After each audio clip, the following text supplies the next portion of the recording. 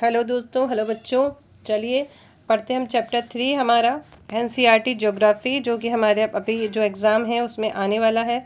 आप वीडियो को जल्दी जल्दी करके देखेंगे, जहां नोट करने का है उसको नोट करेंगे, क्योंकि ज्योग्राफी से कई बार क्वेश्चन ज़्यादा पूछे जा सकते हैं। ठीक है, और कौन सी ज्योग्राफी होगी ये नहीं पता है, तो इसलिए आप करने कभी कभी तो होता है कि एक ही चैप्टर से कई क्वेश्चन पूछ ले जाते हैं। तो अभी तक हम पढ़ चुके हैं पर्यावरण और हमारी पृथ्वी के अंदर। अब हमारा चैप्टर 3 है हमारी बदलती दुनिया। चलिए, स्थलमंडल अनेक प्लेटों में विभाजित है, इन्हें स्थलमंडलीय प्लेट कहते हैं। आपको जानकर आश्चर्य होगा, ये प्लेट हमेशा धीमी गति से चारों तरफ घूमती रहती है। प्रत्येक वर्ष केवल कुछ मिलीमीटर के लगभग, यानी कि अभी हम जिस पृथ्वी पे बैठे हैं वो अंदर से मूविंग कर रही है, लेकिन हमें पता नहीं चलता है।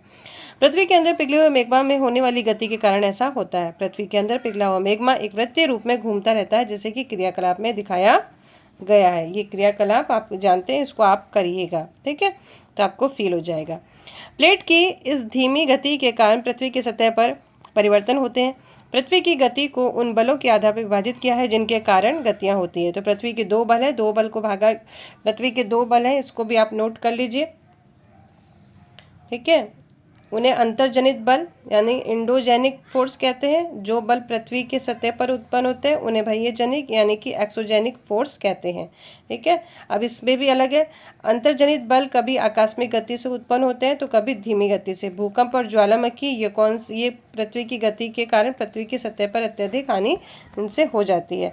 अब ये जो है इसको आप नोट कर लीजिए बेटा, पृथ्वी की गतियाँ और इसमें क्या क्या हैं। पृथ्वी की गतियाँ कितनी हैं? दो हैं इसकी। ये तो एक तो अंतर्जनित बल है, दूसरा बाह्यजनित है। अंतर्जनित में क्या है? आकस्मिक बल है, जिसमें भूकंप, ज्वालामुखी और भूसंकलन यानी कि लैंडस्लाइड आते हैं। और पटल विरूपण यानी पर्वत निर्माणकारी बल, जिससे पर्वतों का निर्माण होता है। इसको आप क्लास 6 में रीड कर चुके हैं। और बाह्यजनित में अपर्दन और निक्षेपण यानी कि टूटना और फिर से बनना, जैसे नदी का बहता जल, पवन, समुद्री तरंगे और हिमनद। आई होप कि आप इसको पॉज करके लिख लेंगे बेटा, क्योंकि लिख लीजिएगा, पढ़ाई बहुत ज़रूरी है। ज़्यादा समय नहीं लगता है पढ़ने में, लेकिन हम लोग टाइम को वेस्ट कर देते हैं। अब आते हैं हम ज्वालामुखी में। ठीक है, चलिए, ज्वालामुखी ये आपको पिक्चर के थ्रू आप बहुत इजी समझ जाएंगे। ज्वालामुखी भूपर्पटी पर खुला एक छिद्र होता है, जिसमें पिघले हुए पदार्थ अचानक निकलते हैं। ये पदार्थ ये निकल रहे हैं यहाँ से, ये अचानक निकल रहे हैं। ठीक है, आप पहले देख लेते हैं ये ऐसा क्यों होता है। पिक्चर आपके सामने है ही। इसी प्रकार स्थलमंडलीय प्लेटों की गति करने पर पृथ्वी की सतह पर कंपन होता है। ये कंपन पृथ्वी के चारों ओर गति कर सकता है। इस कंपन को भूकंप कहते हैं। इस कंपन को क्या कहते हैं? भूकंप कहते हैं। भूपर्पटी के नीचे स्थान जहाँ पर कंपन आरंभ होता है उद्गम केंद्र कहलाता है। बेटा इसको भी नोट कर लो, ठीक है। अब नोट करते जाइए। उद्गम केंद्र के भू सतह पर उसके निकटतम स्थान को अधिकेंद्र कहते हैं। इसको भी नोट करिए। अधिकेंद्र से कंपन बाहर की तरंगों के रूप में गमन करती है। अधिकेंद्र के निकटतम भाग में सर्वाधिक हानि होती है। एक अधिकेंद्र से दूसरी दूरी पड़ने के साथ भूकंप की तीव्रता धीरे धीरे कम हो जाती है। तो पहले आप उद्गम केंद्र, अधिकेंद्र, इसको आप नोट कर लीजिए कि ये क्या है। अब आप ये नोट करिए, भूकंप तरंगे 3 प्रकार की होती है। इसको भी नोट कर लीजिए बेटा, ये भी क्वेश्चन आ सकता है कि इनमें से कौन सी भूकंप तरंगे नहीं है। तो जो है उसे याद कर लीजिए, जो नहीं है वो खुद ही आउट हो जाएगा। ठीक है, पी तरंगे, अनुदैर्घ्य तरंगे, एस तरंगे जिसे अनुप्रस्थ कहते हैं, एल तरंगे जिन्हें पृष्ठीय तरंगे कहते हैं। आप इसको नोट कर लीजिए। अब भाई, यद्यपि भूकंप की भविष्यवाणी संभव नहीं है, लेकिन यदि हम पहले तैयार रहें तो इसके प्रभाव को निश्चित रूप से कम किया जा सकता है। स्थानीय लोग कुछ तरीकों से भूकंप की संभावना का अनुमान लगाते हैं, जैसे जानवरों के व्यवहार का अध्ययन करना, मछलियों के तालाब में मछलियों की उत्तेजना, सांपों का धरातल पे आना। तो ये पहले के लोग ऐसे पता लगा लेते थे कि हाँ भूकंप आने वाला है, तो वो सतर्क हो जाते थे, लेकिन अब ऐसा नहीं है। ठीक है, अब ये एक अखबार का जो है, आप प्लीज़ समझ लीजिए, उसके अंदर ये चीज़ें लिखी है, इसको आप रीड कर लिए। अब ये क्या आप जानते हैं, इसको आप ज़रूर नोट करिए बच्चे। ये नोट आपको करना पड़ेगा, क्योंकि इसमें बताया है भूकंप की तीव्रता कब ज़्यादा हानिकारक होती है। तो ये भी पहले लिख लीजिए। भूकंप का मापन एक यंत्र से किया जाता है, जिसे भूकंप लेखी कहते हैं। ठीक है, भूकंप की तीव्रता किससे नापी जाती है? रिक्टर स्केल से नापी जाती है। इसको नोट करते जाइए। जिस भूकंप की तीव्रता 0.2 अथवा उससे कम होती है उसका प्रभाव नहीं के बराबर होता है। ठीक है, और जिस भूकंप की तीव्रता 5.0 होती है वह वस्तुओं के गिरने से क्षति पहुंचा सकता है। ठीक है, यानी कि वो हिलेगा और वस्तुएं गिर जाएगी, थोड़ी क्षति हो जाएगी। जिस भूकंप की तीव्रता 6.0 अथवा उससे अधिक होती है तो बहुत शक्तिशाली होता है, जिसमें जन धन की सबकी हानि हो सकती है। तो आप इसको नोट करिए बेटा। ये भूकंप की बचाव से तैयारी, ये भी आप देख लीजिए अपना। अब है मुख्य स्थलाकृतियाँ कौन कौन सी है, क्या आप जानते हैं? इसको आप जरूर नोट किया करिए बच्चा, कहीं से भी आ सकता है। विश्व में हजारों छोटे छोटे जलप्रपात हैं, यानी कि वाटरफॉल हैं। सबसे ऊंचा जलप्रपात दक्षिणी अमेरिका का वेनेजुएला का एंजल जलप्रपात है, ये विश्व का सबसे बड़ा है। ठीक है, अन्य जलप्रपात उत्तरी अमेरिका में कनाडा तथा संयुक्त राज्य अमेरिका की सीमा पर स्थित नियाग्रा जलप्रपात है, और अफ्रीका में जिम्बाब्वे की सीमा पर स्थित विक्टोरिया जलप्रपात है। अब आ जाइए आप प्रमुख स्थल आकृतियाँ। अपक्षय और अपर्दन नामक दो प्रक्रमों द्वारा भूमि दृश्य लगातार विघटित होती रहती है। भूमि की सतह पर शैलों के टूटने से अपक्षय की क्रिया होती है। भूदृश्य पर जल, पवन, हिम जैसे विभिन्न घटकों के द्वारा होने वाले क्षय को अपर्दन कहते हैं। ठीक है, अपर्दन किसे कहते हैं? जब भूमि द्वारा विभिन्न घटकों द्वारा क्षय होता है, सो अपर्दन कहते हैं। वायु, जल तथा अपरित पदार्थ को एक स्थान से दूसरे स्थान पर ले जाते हैं और फलस्वरूप एक स्थान पर निक्षेपित करते हैं, यानी कि उसका पुनर्निर्माण करते हैं। अपर्दन और निष्पेक्षण के ये प्रक्रम पृथ्वी की धरातल पर विभिन्न स्थलाकृतियों का निर्माण करते हैं। पहला है नदी के कार्य। नदी क्या कार्य करती है? देखिए, नदी के जल से दृश्य भूमि का अपर्दन होता है, यानी जो भूमि का अपर्दन कैसे? भूमि से छोटे छोटे टुकड़े, पत्थर, चट्टानें टूट टूट के जाती है। जब नदी किसी खड़े ढाल वाले स्थान से अत्यधिक कठोर शैल या खड़े ढाल वाली घाटी में गिरती है तो ये जलप्रपात बनाती है। अभी जलप्रपात बना रही है तो ये यहाँ से जो टुकड़े हैं थोड़े थोड़े टूटते हुए कहाँ जाएंगे? इसी पानी के साथ में बहते हुए चले जाएंगे। जब नदी मैदानी मार्गों में प्रवेश करती है तो मोड़दार मार्ग बहने लगती हैं, मार्ग पर बहने लगती हैं। इन नदी के इन बड़े मोड़ों को विसर्प कहते हैं, जो कि आपको पिक्चर में दिखाई दे रहा है। ठीक है, ये सांप की आकृति ऐसे ऐसे, तो इसको विसर्प कहते हैं। ठीक, मोड़दार मार्ग। ठीक है, इसके बाद विसर्प किनारों पर लगातार अपर्दन निष्पक्षण शुरू हो जाता है। विसर्प लूप के निकट आते हैं।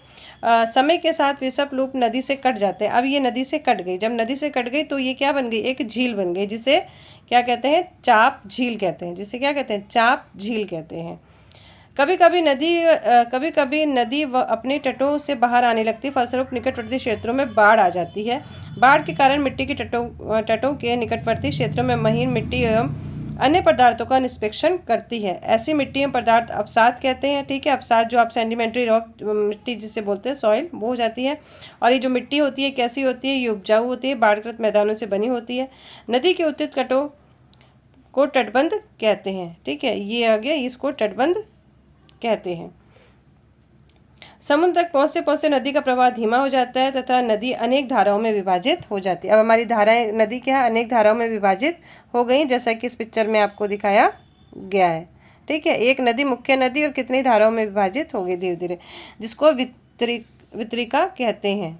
ठीक है, यह नदी इतनी धीमी हो जाती है कि अपने साथ लावे मलबे का निष्पेक्षण करती है, यानी कि वहीं पे छोड़ देती है। प्रत्येक वितरिका अपने मुहाने का निर्माण करती है, सभी मुहानों के अवसादों पर संग्रह डेल्टा का निर्माण करती है। और हमारे यहाँ सबसे बड़ा डेल्टा कौन सा है? सुंदरबन का डेल्टा है। अब है समुद्री तरंग के कार्य। अब समुद्र की जो वेव है उससे भी कई आकृतियाँ बन जाती हैं। समुद्री तरंग के अपर्दन और निक्षेपण तटीय स्थलाकृति बनाती है। समुद्र तरंगे लगातार शैलों से टकराती रहती है। शैलों मतलब चट्टानों से टकराती रहती हैं, जिससे दरार विकसित हो जाती है। अब ये समुद्र की लहरें बहुत तेज़ आएगी और यहाँ पे मान लो ये चट्टान है, तो ये जो कुछ ना कुछ तो यहाँ पे क्या होगा? बन ही जाएगा, क्योंकि किसी भी चीज़ को आप देखिए, कुछ भी करते रहेंगे तो कुछ ना कुछ निशान हो ही जाता है। फिर क्या होता है? समय के साथ साथ ये बड़ी और चौड़ी होती हैं, इनको समुद्री गुफा कहते हैं। अब ये समुद्री गुफा बन गई। ठीक है, इन गुफाओं के बड़े होने पर इसमें केवल छत ही बचती है। अब ये क्या बची है? छत बची है। ठीक है, जिसे तटीय मेहराब कहते हैं। ये हो गया तटीय मेहराब। ठीक। फिर क्या होता है, लगातार अपर्दन छत को भी तोड़ देता है। अब ये छत को भी तोड़ दिया इसने, ठीक है, और केवल दीवारें ही बचती है, पीछे दीवारें बची है। इसको क्या कहते हैं, स्टैक। ये तीनों ही आप नोट कर लीजिए बेटा, क्योंकि हो सकता है आ जाए। समुद्री जल के ऊपर लगभग उधर धर उठे हुए ऊंचे शैल तटों समुद्र को समुद्र भृगु कहते हैं। समुद्री तरंगे किनारों पर अवसाद जमा कर समुद्री पुलिन का निर्माण करती हैं। ठीक है। अब है हमारे हिमनद के कार्य। अब हिमनद मतलब बर्फ की नदी, ठीक है, बर्फ की नदी। इसके भी क्या कार्य हैं देखिए। हिमनद अथवा हिमानी बर्फ की नदियाँ होती हैं।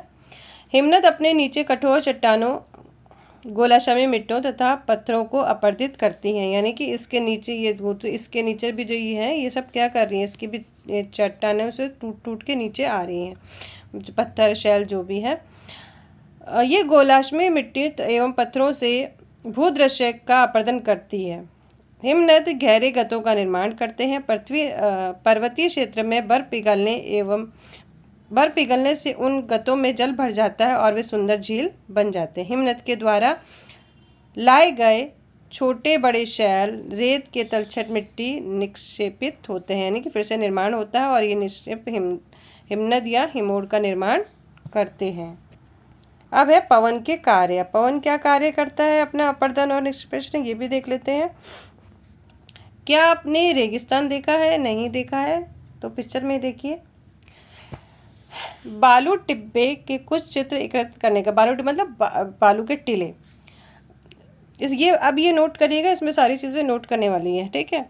रेगिस्तान में पवन अपरदन निक्षेपण का प्रमुख कारक है। रेगिस्तान में आप छत्रक के आकार के गोल शैल देख सकते हैं, जिन्हें सामान्यतः छत्रक शैल कहते हैं।